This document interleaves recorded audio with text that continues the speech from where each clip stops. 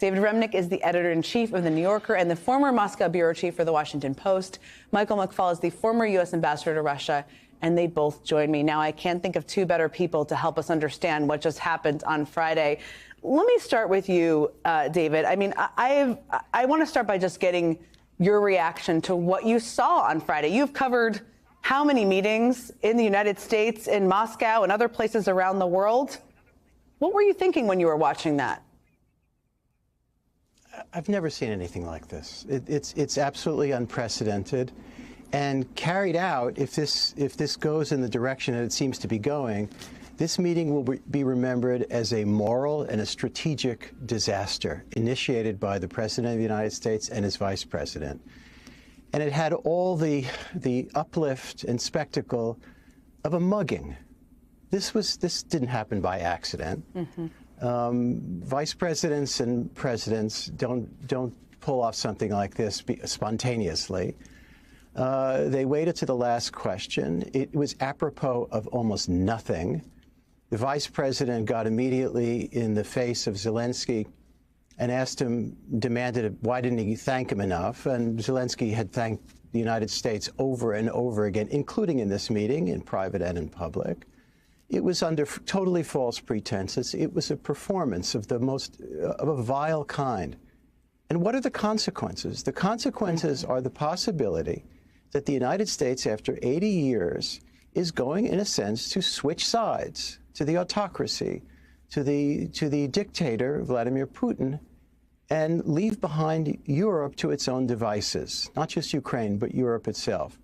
Thankfully, in Europe today, you've seen the leadership in France and in Britain do its best to clean up after the elephant, the United States. It's a shameful spectacle, and I have a hard time believing that it'll end there as something of little consequence. It's going to have great ramifications.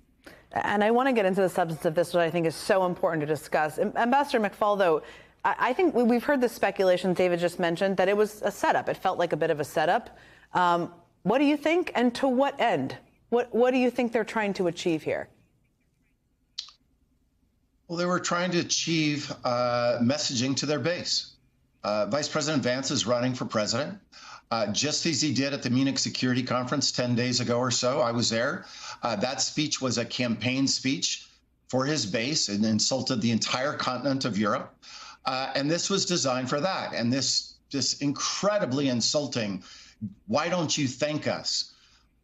Again, with David, it was so embarrassing to me as an American. I just want to say that publicly.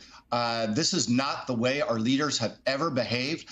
I've been in meetings with our former boss, Jen, that got heated from time to time with leaders, including with Russian leaders. But it was behind closed doors, and that's the way diplomacy is supposed to take place. And the fact that this took place with the cameras rolling suggests that it was for the cameras. And one last thing on the thank you. Why don't you thank us? I want to remind everybody that this team, Trump and Vance, has done absolutely nothing for President Zelensky and the Ukrainian people. The American people, yes. Thank you, thank you, thank you. He said that 1,000 times. But what have they done? They've told him he has to give up his territory. They told him he can't join NATO. They told him Americans will not participate in a peacekeeping force. They have not given new assistance. And by the way, the last package of assistance, their party delayed for 6 months while Ukrainians were being slaughtered on the battlefield, and Senator Vance voted against that package. So why in God's name should they be seeking a thank you from President Zelensky? Now, I want to say it ended badly for everyone. I think the Ukrainians regret this meeting, too. I hope they can get it back on track. But I'm not optimistic, because I don't think fundamentally Trump cares about a peace deal. He cares about his relationship with Putin. Whether there's peace in Ukraine or not is entirely a secondary or tertiary concern of his. David, let me ask you about the what next of this all, because there are reports over the course of the last 24 hours the Europeans are going to present a plan. Obviously, the United States has long been a huge provider of security, equipment, financial assistance. What are the European? What do they have the capacity to do, and what gaps can they fill? Will there still be big ones here? Well, the Europeans have great wealth, and it's quite possible that they're going to kick in even more. And it should be said that they have contributed mightily in the effort to hold off the Russians so far. It shouldn't be discounted at all. And the United States also, we haven't mentioned why there was a meeting in the first place in Washington. The Trump administration was basically extorting the Ukrainians, saying, we want half your mineral wealth. Nice country you got there. That deal ultimately did not get signed, not least because Zelensky was kicked out of the White House unceremoniously. It's just one humiliation after another. And it should be noted that Volodymyr Zelensky will be counted in the annals of history as an immense hero. And not just a hero to his own people, the Ukrainians, but a hero to what we call the West, the free world. He is right. He never demanded that the United States send troops. He never demanded the Europeans send troops. He asked for as much assistance as he could get, even as he was watching tens of thousands of his citizens being killed on the battlefield.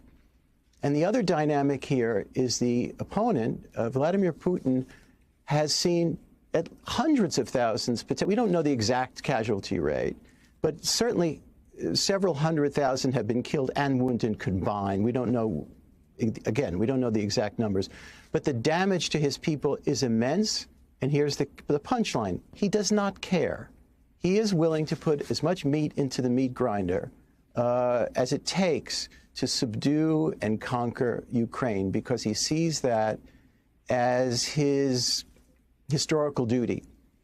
He wants to reestablish Greater Russia in the 19th century sense, and he's willing to let as much blood flow as possible. That's the dynamic here.